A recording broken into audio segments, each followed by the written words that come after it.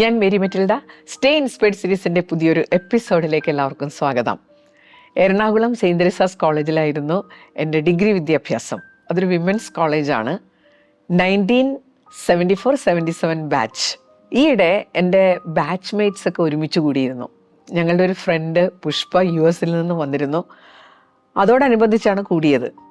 ഞങ്ങളുടെ batch mates ഇങ്ങനെ കൂടാറുണ്ട് കേട്ടോ. ഒരു 6 മാസമൊക്കെ എത്തി കൂടാറുണ്ട്. അപ്പം ഞങ്ങളിപ്പോൾ ചെയ്തുകൊണ്ടിരിക്കുന്ന കാര്യം എന്താണെന്നോ, ഞങ്ങളിങ്ങനെ 70 വയസ്സ് ആഘോഷിച്ചുകൊണ്ടിരിക്കുക. ഒരാൾക്ക് 70 വയസ്സായാൽ നമ്മൾ ഒത്തുകൂടും, ആഘോഷിക്കും. അപ്പോൾ ഇത്തവണ ഞങ്ങളുടെ ബാച്ച് മേറ്റ് ഷേളിയുടെ 70ാം പിറന്നാളായിരുന്നു. അപ്പോൾ ഷേളി ഹൈദരാബാദിൽ നിന്നാണ് വന്നത്. കുറച്ച് ഹെൽത്ത് ഇഷ്യൂസ് ഉള്ളത് കൊണ്ട് ഒറ്റയ്ക്ക് യാത്ര ചെയ്യാനൊക്കെ കുറച്ച് പേടിയുണ്ടായിരുന്നു. പക്ഷേ ഷേളി പറന്നെത്തി.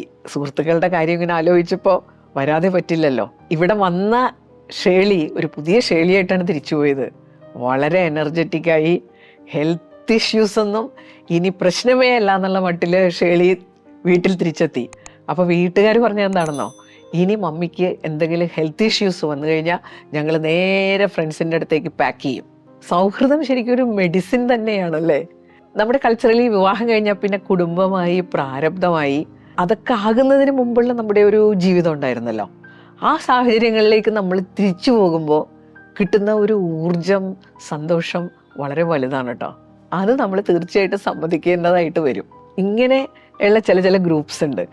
അതിൽ ഈ നമ്മുടെ ഫസ്റ്റ് കസിൻസ് ഇല്ലേ, നമ്മുടെ കുഞ്ഞുനാളിലെ കഞ്ഞിയും കറിയൊക്കെ വെച്ച് വെക്കേഷനൊക്കെ ഒരുമിച്ച് കാലം കഴിച്ചു കൂട്ടിയ പാർട്ട്നേഴ്സ് ഇൻ ക്രൈം എന്നൊക്കെ പറയാവുന്ന പോലെ ഒരു കൂട്ടരില്ലേ, അവരുടെ കൂടെ ചേരുമ്പോഴും ഇതുപോലൊരു വൈബാണ്. പിന്നെ ഒരു ഗ്രൂപ്പുണ്ട്, ഈ സിബ്ലിങ്സ് ഒക്കെ കല്യാണം കഴിച്ച് അവിടെ ഇവിടെയൊക്കെ പോകുമല്ലോ, സിബ്ലിങ്സ് മാത്രമായിട്ടുള്ളൊരു കൂടിച്ചേരൽ. ഇതൊക്കെ നല്ല രസമുള്ള പരിപാടിയാണ്. പക്ഷേ ഇതിനോട് എതിർപ്പുള്ള ആളുകളുണ്ട് കേട്ടോ. അതിൻ്റെ ആവശ്യം എന്താണ്? തീർച്ചയായിട്ടും ഇതിൻ്റെ ആവശ്യമുണ്ട്. കാരണം നമ്മുടെ സൗഹൃദം, സന്തോഷം, ഒരു സമാധാനം, ഇതെല്ലാം നമുക്ക് ലഭിക്കുന്ന ഇങ്ങനെയുള്ള കൂടിച്ചേരലുകൾ വേണ്ടാന്ന് വെക്കാൻ എന്താണ് കാരണം? ഇതിനൊക്കെ പോയി വരുമ്പോൾ എന്തായാലും ഒരു 10 വയസ്സ് കുറഞ്ഞ ഒരു പ്രതീതിയാണ്. അപ്പം നമുക്ക് ഇന്നത്തെ വിഷയത്തിലേക്ക് കിടക്കാം. എല്ലാവർക്കും റിലേറ്റ് ചെയ്യാൻ പറ്റിയ ഒരു വിഷയത്തെക്കുറിച്ചാണ് ഇന്നത്തെ വീഡിയോ. കള്ളം പറയുന്നതിനെ കുറിച്ചാണ്. എല്ലാവർക്കും റിലേറ്റ് ചെയ്യാൻ പറ്റില്ലേ? ഞാൻ ഇതുവരെ എൻ്റെ ജീവിതത്തിൽ കള്ളം പറഞ്ഞിട്ടില്ല എന്ന് പറയാൻ പറ്റുന്ന ആരെങ്കിലും ഉണ്ടോ? അങ്ങനെ ഒരാൾ പറയുന്നുണ്ടെങ്കിൽ അയാളെ ഏറ്റവും വലിയ കള്ളം പറയുന്നു എന്നുള്ളതാണ് സത്യം. ഒരുപാട് കള്ളങ്ങളുടെ നടുവിലാണ് ഇപ്പോൾ നമ്മൾ ജീവിക്കുന്നത്.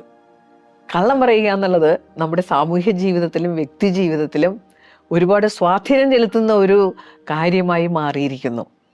ഇതേപ്പറ്റി കൃത്യമായി അറിയുക എന്നുള്ളതും വളരെ അത്യാവശ്യമായിട്ടുള്ളൊരു കാര്യമാണ്. പ്രത്യേകിച്ചും ഞങ്ങളെപ്പോലെയുള്ള സീനിയർ സിറ്റിസൺസ് ജീവിച്ചിരുന്നൊരു കാലം, അന്ന് ഇങ്ങനെയുള്ള നുണകളൊന്നും ഉണ്ടായിരുന്നില്ല. അവരെ സംബന്ധിച്ച് നുണകൾ തിരിച്ചറിയുക എന്നുള്ളതും വളരെ പ്രധാനപ്പെട്ട കാര്യമാണ്.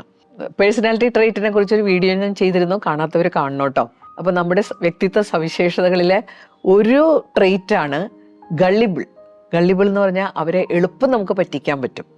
അപ്പോൾ സീനിയർ സിറ്റിസൺസിന് ഇങ്ങനെ പല അബദ്ധങ്ങളും പറ്റാറുണ്ട്, അവരെ പലരും പറ്റിക്കാറുണ്ട്. അപ്പോൾ അതിൻ്റെ കാരണം അവർ ഷ്രൂഡല്ല എന്നുള്ളതാണ്. ഷ്രൂഡ് എന്ന് പറഞ്ഞു കഴിഞ്ഞാൽ കാര്യങ്ങൾ അനലൈസ് ചെയ്ത് കാര്യകാരണ സഹിതം മനസ്സിലാക്കി കൃത്യമായിട്ട് നമ്മൾ നിഗമനത്തിലേക്ക് എത്തുക. കള്ളങ്ങളെക്കുറിച്ച് അറിയുക എന്നുള്ളത് വളരെ വലിയൊരു ആവശ്യമാണ്. പിന്നെ കള്ളങ്ങളെക്കുറിച്ച് അറിയുമ്പോൾ മറ്റുള്ളവർ കള്ളം പറയുന്നത് കണ്ടെത്തൽ മാത്രമല്ല, നമ്മളും കള്ളങ്ങളിൽ നിന്ന് അകന്ന് നിൽക്കുന്നത് വളരെ നല്ലതാണ്. നമ്മുടെ സാമൂഹ്യ ജീവിതത്തിലും ഫാമിലി ലൈഫിലും ഒക്കെ കള്ളം പറയാതിരിക്കുന്നവരോട് നമുക്ക് നല്ല ബഹുമാനം ഉണ്ടല്ലേ, അല്ലെങ്കിൽ സത്യം പറയുന്നവരോട് നമുക്ക് ബഹുമാനമുണ്ട്. അപ്പം നമ്മൾ ഒരുവിധമൊക്കെ സത്യസന്ധരാണെങ്കിൽ നമുക്ക് പരസ്പരം വിശ്വസിക്കാം.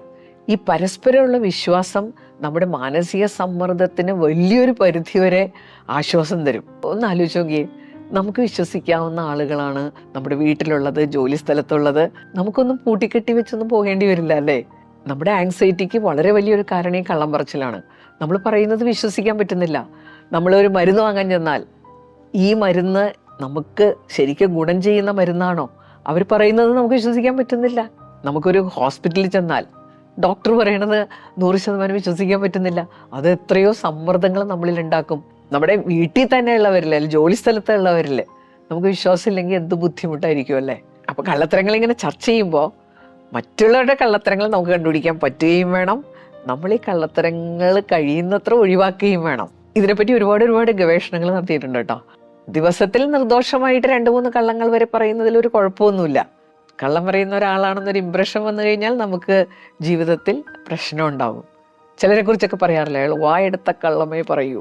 ശരിക്കും പറഞ്ഞു കഴിഞ്ഞാൽ കുഞ്ഞുങ്ങൾ വർത്തമാനം പറയാൻ തുടങ്ങുമ്പോൾ മുതൽ കള്ളം പറയാൻ തുടങ്ങാറുണ്ട്. പലപ്പോഴും കുഞ്ഞുങ്ങൾ കള്ളം പറയുന്നത് അച്ഛൻ്റെ അമ്മയുടെയും ശിക്ഷകളിൽ നിന്ന് രക്ഷപ്പെടാനാണ്.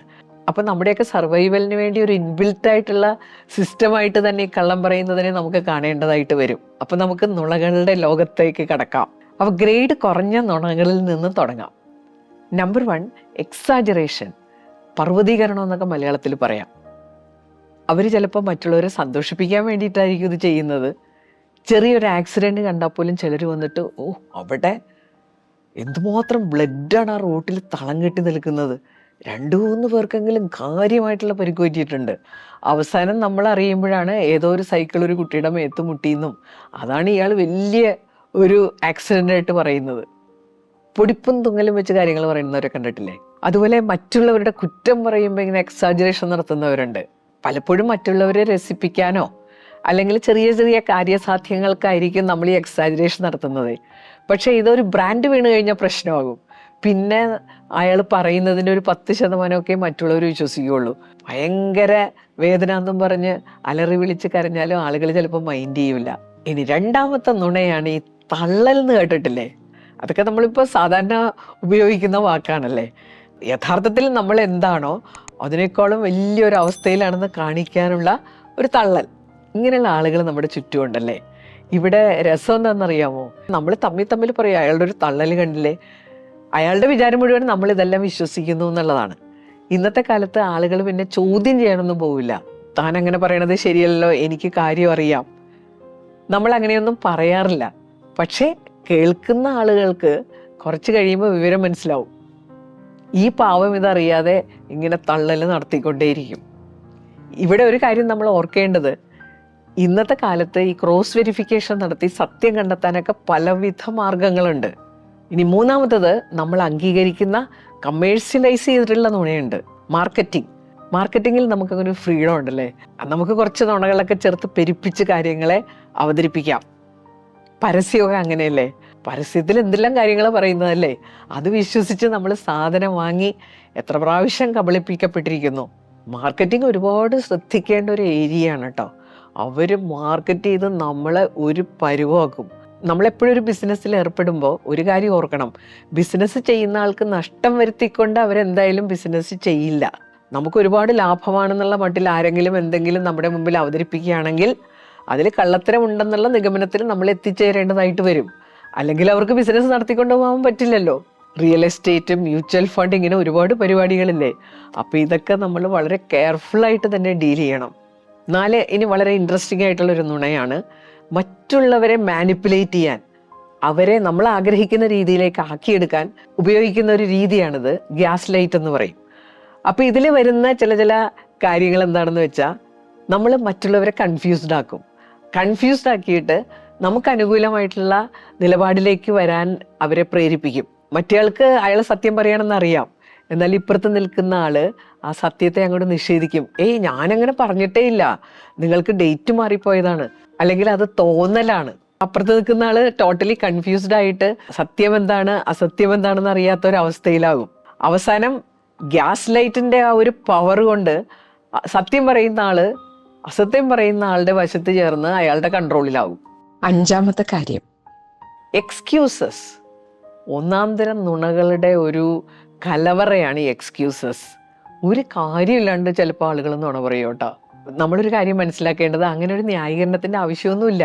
പക്ഷെ സോഷ്യൽ ലൈഫിൽ നമ്മുടെ സ്റ്റാറ്റസ് ഒക്കെ നിലനിർത്താൻ വേണ്ടി വെറുതെ നുണകൾ പറയുന്ന ആളുകളുണ്ട്. എവിടെയെങ്കിലും വൈകി ചെന്ന് കഴിഞ്ഞാൽ വെറുതെ ഒരു നുണ, ഇറങ്ങാൻ വൈകിയതാണ്, ഇറങ്ങാൻ നേരത്താണ് ഒരു ഗസ്റ്റ് വീട്ടിലേക്ക് കയറി വന്നത്, ഒരു അത്യാവശ്യം ഫോൺ കോൾ വന്നു. അങ്ങനെ പറയേണ്ട കാര്യമില്ല, നമ്മൾ വൈകിപ്പോയി, ഇനി എന്ത് പറഞ്ഞിട്ടോ അതിനെ കറക്റ്റ് ചെയ്യാൻ പറ്റില്ലല്ലോ. ഇതൊക്കെ പിന്നെ അത്ര വലിയ കാര്യമല്ല. പക്ഷെ ഗ്രേഡ് കൂടിയ നുണകളുണ്ട്. അത് ഞാൻ ഏറ്റവും കൂടുതൽ കണ്ടിട്ടുള്ളത് ഈ ജോലി സ്ഥലത്തൊക്കെ ഇല്ലേ, അസുഖം എന്നുള്ളൊരു കള്ളം പറഞ്ഞ് ജോലി ചെയ്യാതിരിക്കുക. അങ്ങനെ കുറച്ചുപേരെ ഞാൻ കണ്ടിട്ടുണ്ട് കേട്ടോ. അപ്പം അങ്ങനെ ജോലി ചെയ്യാതിരിക്കാനുള്ള എക്സ്ക്യൂസ് കണ്ടെത്തുന്ന ആളുകളെ നമ്മൾ മാലിംഗറർ എന്ന് പറയും കേട്ടോ. അങ്ങനെയുള്ള ആളുകളൊക്കെ ഉണ്ട്. നമ്മൾ എന്തെല്ലാം പറഞ്ഞാലും ഈ അസുഖമാണെന്ന് കള്ളം പറയരുത്. പണ്ട് എൻ്റെ ഒരു സുഹൃത്ത് ഇങ്ങനെ പല സ്ഥലത്തും വരില്ല, അസുഖമാണെന്ന് പറയും. അപ്പോൾ ഒരു ദിവസം ഞങ്ങൾ പരിപാടി കഴിഞ്ഞ് സുഹൃത്തിൻ്റെ വീട്ടിലേക്ക് ചെന്നു. ഒരസുഖവും ഇല്ല. അസുഖം പറഞ്ഞ് പല കാര്യങ്ങളിൽ നിന്ന് മാറി നിൽക്കുക, ചെയ്യാതിരിക്കുക, അത് ചിലരുടെ ഒരു രീതിയാണ്. അപ്പോൾ ഒരു കാര്യമുണ്ട്, അസുഖം പറഞ്ഞ് കാര്യങ്ങൾ ചെയ്യാതിരുന്നാലും ഒന്നും പറയാതെ കാര്യങ്ങൾ ചെയ്യാതിരുന്നാലും റിസൾട്ട് ഒന്ന് തന്നെയല്ലേ. ഇനി 6ാമത്തെ കാര്യം, മറ്റുള്ളവരെ ഇംപ്രസ് ചെയ്യാൻ വേണ്ടി കള്ളം പറയുന്നവരുണ്ട്. നമ്മുടെ കാര്യസാധ്യത്തിന് വേണ്ടി ചിലപ്പോൾ മറ്റുള്ളവരെ ഇംപ്രസ് ചെയ്യേണ്ടതായിട്ട് വരും. ചില ആളുകൾ അവർ ചെയ്യുന്ന കാര്യങ്ങളൊക്കെ ഭംഗിയായിട്ട് ചെയ്യുന്നു കാണിക്കാൻ വേണ്ടി കള്ളം പറയും. ഞാൻ കണ്ടിട്ടുണ്ട് ജോലി സ്ഥലത്തൊക്കെ ചിലരെ ഞാൻ ഇന്ന കാര്യങ്ങൾ ചെയ്തു എന്ന് വെറുതെ ഇങ്ങനെ പറഞ്ഞുകൊണ്ടിരിക്കും. അപ്പം നമുക്ക് പലപ്പോഴും മനസ്സിലാകും ഇവർ കാര്യങ്ങളൊന്നും കൃത്യമായിട്ട് ചെയ്യുന്നില്ല എന്ന്. അതിൻ്റെ കാരണം എന്താണെന്നോ, നമ്മളെ ഒരു കാര്യം ഭംഗിയായിട്ട് ചെയ്യുന്നുണ്ടെങ്കിൽ മറ്റുള്ളവർക്ക് അത് മനസ്സിലാകുമല്ലോ. ഇംപ്രസ് ചെയ്യാൻ വേണ്ടി നുണ പറയുമ്പോൾ അത് മറ്റേയാൾക്ക് മനസ്സിലാകാനുള്ളൊരു സാധ്യതയുണ്ട്. അത് മറന്നു പോകരുത്. മറ്റുള്ളവരെ കൊണ്ട് ചില കാര്യങ്ങളൊക്കെ സാധിക്കാനുണ്ടെങ്കിൽ അവരിങ്ങനെ വെറുതെ പുകഴ്ത്തുക, അവർക്കില്ലാത്ത കാര്യങ്ങളുണ്ടെന്ന് പറയുക. അപ്പോൾ ചില പാവങ്ങൾ അതിനകത്ത് വീണു പോകും കേട്ടോ. അപ്പോൾ അവിടെ വേണ്ടത് നമുക്ക് നമ്മളെക്കുറിച്ച് കൃത്യമായിട്ടുള്ള ഒരു അവയർനെസ് ഉണ്ടാവണം. വേറെ ആളുകൾ നമ്മളെക്കുറിച്ച് പലതും പറയുമ്പോൾ അതിൽ സത്യവും അസത്യവും ഉണ്ടാകാന്നുള്ള ഒരു തിരിച്ചറിവുണ്ടാവണം. 7ാമത്തെ കാര്യം, മറ്റുള്ളവർക്ക് ഹാനികരമാകുന്ന രീതിയിൽ യാഥാർത്ഥ്യങ്ങൾ മറച്ചു വെച്ചുകൊണ്ട് സംസാരിക്കുക. ഇത് ഏറ്റവും കൂടുതൽ ഞാൻ കണ്ടിട്ടുള്ളത് ഈ വിവാഹ ബന്ധങ്ങളിലാണ്. വിവാഹമൊക്കെ ആലോചിക്കുമ്പോൾ യാഥാർത്ഥ്യങ്ങൾ മറച്ചു വെക്കും. പണ്ട് ഈ വിവാഹ ബ്രോക്കർമാരുണ്ടാകുന്ന കാലഘട്ടത്തിൽ അതിനെക്കുറിച്ച് ഒരുപാട് തമാശകൾ വരെ ഉണ്ടായിരുന്നു. രണ്ടു കൂട്ടർക്ക് മാച്ചാകുന്ന വിധത്തിലൊക്കെ കള്ളത്തരങ്ങൾ പറയുക.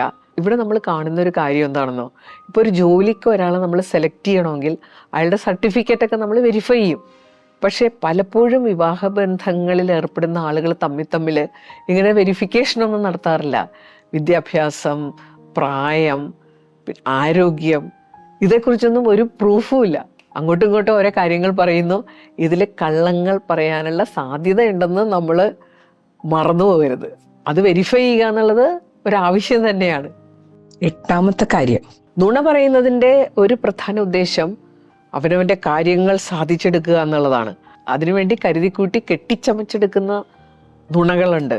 അവനവൻ്റെ സുരക്ഷിതത്വം ഉറപ്പാക്കി ശരിക്കിരുന്ന് പ്ലാൻ ചെയ്ത് ഉണ്ടാക്കുന്ന നുണകൾ. അവരുടെ കള്ളത്തരം നമുക്ക് കണ്ടെത്താനും പറ്റില്ല. ഇനി ഒരു കാര്യം കൂടി പറയാനുണ്ട്. പലതരം നുണകളെക്കുറിച്ച് നമ്മൾ ചർച്ച ചെയ്തു. ഇനി ഗൗരവമുള്ള ഒരു നുണ പറച്ചിലുണ്ട്, പാത്തോളജിക്കൽ ലൈങ് എന്ന് പറയും. ഇവർക്ക് നുണ പറയാതിരിക്കാൻ വലിയ ബുദ്ധിമുട്ടാണ്. അവരെങ്ങനെയായാലും നുണ പറഞ്ഞു പോകും.